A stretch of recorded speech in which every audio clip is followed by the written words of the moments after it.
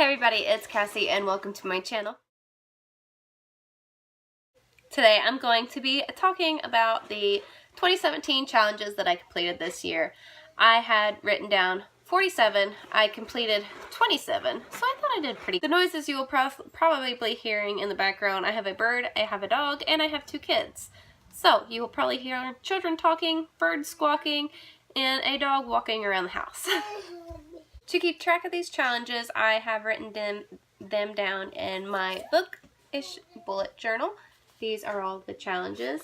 The black ones here are marked out because they were already written down over here and I didn't realize it till I went through to double check what books I've read and what could go with the challenges. All the other ones are highlighted that I completed. This half of the challenges are Better World Books 2017 reading challenges that I found on Pinterest. These are also what I found on Pinterest, but I could not find what it was called. It's just 2017 book challenge. Like I said, I completed 27 of them, so let's get into the ones that I was able to complete. Challenge is a young adult novel, and I went with P.S. I Like You by Cassie West. This is one of the first contemporaries that I've read. It's been a very long time since I've read a contemporary, and I'm glad I picked this up. It was cute. I got it in my out crate, and it is the first Cassie West book that I have read, and I will possibly be picking up more. The next challenge is a book with a color in the title, and I wrote down Scarlet by Marissa Meyer. And then another challenge is a book with a one-word title, and I wrote down Cinder by Marissa Meyer. This is the first and the second book in the Lunar Chronicles. I really enjoyed these. I need to finish the series, but I do recommend these. These are very good. A book I picked based on its cover, and that was 1,000 Nights by E.K. Johnston. I thought it was a good read. It is a 1,001 Nights retelling. Another challenge is a book based off of a fairy tale, and I wrote down The Shadow Queen. It is about Snow White's evil queen. Another challenge is a romance that takes place during travel, and I wrote down Passenger by Alexander Bracken for that. I really liked that book. It's a very, very slow-paced book. You kind of got to get used to it as you read it, but I really enjoyed it. You can hear my bird. But this next challenge is I was kind of iffy about, but I did want to write something down for it, and it is a book that takes place in a forest. Now, I'm not entirely sure if this counts as a forest, but they call it the woods or the magic woods or I don't know, I can't remember. But it is called School for Good and Evil, and they have this woods behind the school, and they have like a challenge that goes on in the woods, but yeah, it takes place in like these magical woods. And I do recommend that series. It's a middle grade series, but it is so good. I mean, I was hooked from the first chapter. I love it so much. The next one is a fantasy novel, and I wrote down Crooked Kingdom by Leigh Bardugo. I really like that duology. I really like the Grisha world. This book just broke my heart, and it was so good. I love all the characters in it, and I do recommend reading the Grisha world entirely, the whole entire Grisha verse books by Leigh Bardugo. Now, when I made these challenges, like I said, I tried to go through and get rid of the ones that were multiples, but I accidentally did this one twice without realizing it, and that is a book by a female author. One that I wrote down was The Winter's Kiss by Marie Rukowski. Sorry, I don't know how to say your last name, and I apologize. And the other one is The Falconer by Elizabeth May. Both are really good. This trilogy is very political intrigue, and The Falconer is fae magic, very action-y. The next challenge is book about a historical event, and I wrote down Salt to the Sea by Ruta Sepetys. I really loved this book. It is a historical fiction, and it is about the war that went on with the Germans in Poland, and it's so good. It's so sad. I cried. It really upset me, but the thing is, this happened, and it's just, and you read books like this, and you think about this, I'm like, wow, that can't really happen, but it did, and it's just so sad that people had to go through all this. I mean, it really broke my heart reading it, but it was so good. It was very thought-provoking, and I loved it. I do recommend it. The next book is a book with a child narrator, and that is Seaside Mystery. I don't remember who it's by. My son picked this book up at school from his library, so we read it together. It is about a lion who crosses over to like the human world, I guess, and he becomes a kitten to hide from his evil uncle lion. And it reminds me so much of The Lion King, the way it's laid out like that. It was a cute book, fun read for my kid. The next book is a book that's been adapted into a movie, and that is Ready Player One by Ernest Cline. Now, when I read this book, I did not know it was becoming a movie, but as soon as I found out, I hurried up and wrote it down in that little box. And I'm so excited it's becoming a movie. I loved this book so much. It's about gaming, and it's a book, and it has so many 80s references. It has video games and TV shows, and I loved it. I enjoyed it.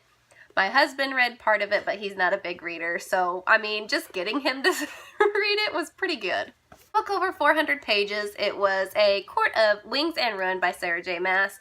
I did like this book, not as much as the other two. This one just left with so much unanswered questions for me. There's Lucian, and it's just so much I felt got left out, but I'm glad she's writing more for this so I can know more about what's just been going on. Book under 200 pages, and that is A Monster Calls by Patrick Ness. I loved this book. It was very sad. It hit me in the feels. The main character is named Connor, and my son is named Connor, so reading this book and being a mom, and it was hard to read, but I do recommend it. A book from childhood, and I wrote down A Night Before Christmas. I read this with my kids, and I'd like to continue the tradition every year. Book published in 2016 is Ever the Hunted by Erin Summerhill.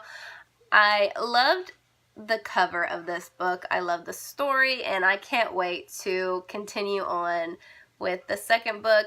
They are so beautiful covers. One's red and gold, the other one's white and gold, and it's just, I love them. Book written by a male author, and I wrote down A Knife of Never Letting Go by Patrick Ness.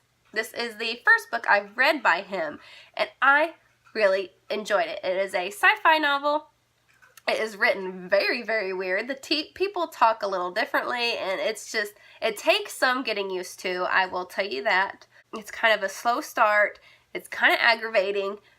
I really enjoyed it, and it's coming out as a movie. I don't know when, but it is, and I hope to get to see it, and I really hope they stick with the book. Next two challenges are two books that are part of a series. The first one is a book that became a film, and that is City of Bones by Cassandra Clare. And then the next one is over 500 pages, and that is City of Glass by Cassandra Clare. I like this book more than this book, but I've heard that's very normal. And then here is the cover for the movie edition. For a book that's set in my hometown region, I wrote down Eliza and Her Monsters by Francesca Zapedia, and I loved this book so much. It really meant a lot to me as I read it. It really inspired me to work on my book. I want to do a reread. I want to get it so I can reread it and get more inspiration. She mainly stays at home when she can. She is glued to her room working on her webcomic for her fans. She finds out somebody who makes fan fiction of her webcomic, and then it's so fun to read about. I love it, and she goes through a lot of obstacles, and I really admire her for doing what she has to go through. A book with a name in the title, and I went with The Unbecoming of Mara Dyer by Michelle Hodkin. This book, I thought it would be really, really good, kind of scary. That is what I wanted when I read this book, was a very scary YA book. And it sounded good, the synopsis sounded good, and it kind of started out like that, but then it ended into kind of like a romance, and I mean, I don't mind romances, it's just not what I was expecting. I still did give it a pretty good rating, but it wasn't what I was wanting to read. A book with a number in the title, that is Three Dark Crowns by Kendara Blake. As you can see, I have One Dark Throne right there. I'm so happy I got it. I cannot wait to read it. I will let you know in my TBR video for 2018. Book with a character that has your first name in it, and I went with Don't But Look Back by Jennifer L. Armentrout. My name is Cassie, so the main character's frenemy, I want to say, is named Cassie. They go through a lot of stuff together, and I listened to it on an audiobook. I really enjoyed the audiobook. It was kind of creepy, kind of thrillery, YA read. I do recommend the audiobook. I'm not sure about the physical copy because, like I said, I have not read it. The book I finished in a day was Queen of Hearts. You know, it was an okay read. It fell in some spots. I read it really quick. I don't know if that's why, but it's a short read, fast read, short book. I've heard the second book is so much better. I do want to continue on with the series because I want to find out what happens. I mean, I kind of know how she ends up to where, but I'd like to see this author's storytelling of the Queen of Hearts and how she thinks it could go.